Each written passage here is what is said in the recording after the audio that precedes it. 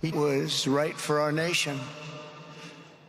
And so on that terrible day, September 10th, 2025, our greatest evangelist for American liberty became immortal. He's a martyr now for American freedom. He was a missionary with a noble spirit and a great, great purpose. He did not hate his opponents. He wanted the best for them. That's where I disagreed with Charlie. I hate my opponent, and I don't want the best for them. I'm sorry. I am sorry, Erica. But now Erica can talk to me and the whole group, and maybe they can convince me that that's not right, but I can't stand my opponent. I think the organist is going to have to play Just As I Am for at least 20 or 30 verses. We may not be the first in line at Morrison's as we wait for the president to be moved and converted by Erica on that front. That was, by the way, that was for those of you that grew up. We in Baptist churches, we played Just As I Am, and we had, God bless him, Pastor Pleitz would sit there and he would wait 15, 20 verses till somebody came down, gave their life to Christ, and then we could go out. But people would grouse because we would be at the back of the line at Morrison's, and it would take us about 30 minutes to be able to go through the line. So anyway, I don't know how long. I don't know how many verses we'll have to play for President Trump, but that was some of the president's message at the memorial service for Charlie Kirk. And David French, this takes me back to practicing Catholic Nancy Pelosi saying that she prayed for Donald Trump every day. You pray for, as Jesus commanded us in Matthew 5, you pray for, you love your enemies.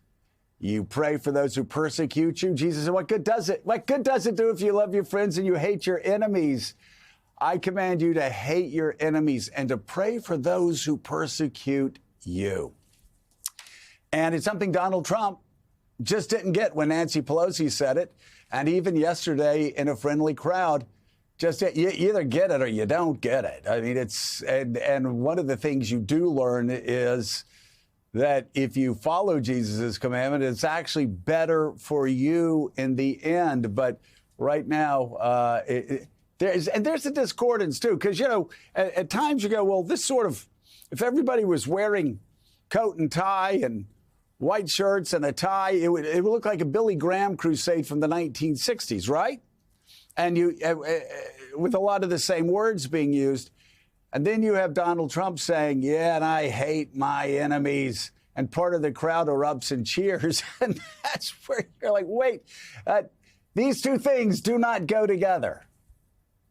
Well, until you realize that, sadly, they have been going together for much of the last 10 years, where you have, on the one hand, a church that will rise and rightly applaud the incredible words of Erica Kirk, and then turn around and happily go to the polls, not in spite of Trump's vengeance, but because of Trump's sense of vengeance. This is the kind of thing where you watch.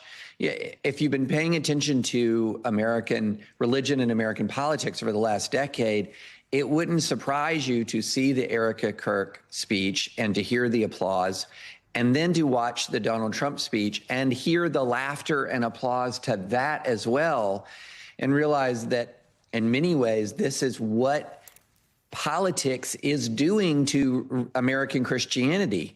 It is creating this face of vengeance, because Americans know that he has the power to work his vengeance because of the church. It is the church that put him in the Oval Office more than the evangelical church, more than any other American constituency.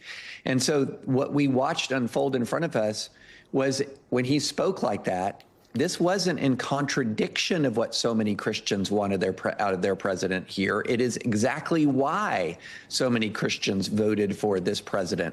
And that's what circling back to what I said at the beginning, that's the frustrating complexity of what is happening in this moment. Yeah, maybe we want to go back and read Tim Alberta's amazing book, Kingdom, the Power and the Glory, which I think David got to so much of what you've just been saying, the contradictions in the church movement at the moment. And I think Erica's words of the answer to hate is not more hate, it's love, and always love, are what much of the country has been wanting to hear over the last couple of weeks since Charlie Kirk was killed. But we heard something